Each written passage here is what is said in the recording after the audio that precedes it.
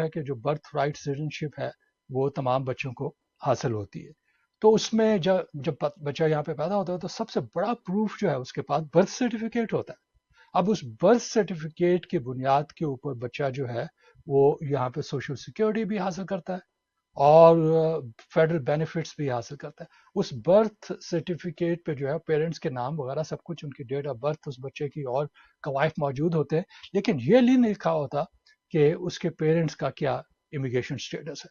तो अब वो कह रहे हैं कि जनाब उसमें भी हम तब्दीली करेंगे। जो जो बर्थ सर्टिफिकेट गो के बहुत ही एक दिल के करीब होने वाला डॉक्यूमेंटेशन है, उसकी वैल्यू इसलिए ख़त्म हो गई कि उस बर्थ सर्टिफिकेट के कोई माने नहीं रहेंगे अगर पेरेंट्स जो हैं वो ग्रीन कार्ड होल्डर या यूएस सिटीजन है। तो उसमें शर्त उन्होंने ये मुकर्रर की थी कि अगर एक पेरेंट यूएस सिटीजन होता है या ग्रीन कार्ड होल्डर होता है या पेरेंट जो है रेफ्यूजी है या असाइली है, तो उसके बच्चों को हम जो यहाँ पे सिटीजनशिप बर्थ सिटीजनशिप जो है वो देंगे।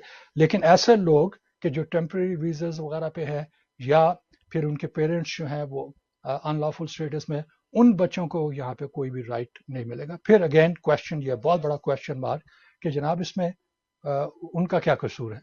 तो इसके बारे में हम देखेंगे कि ये टकराव जो है मजीद जारी रहेगा और इस टकराव के नतीजे में हम मजीद देखेंगे कि आगे चलकर क्या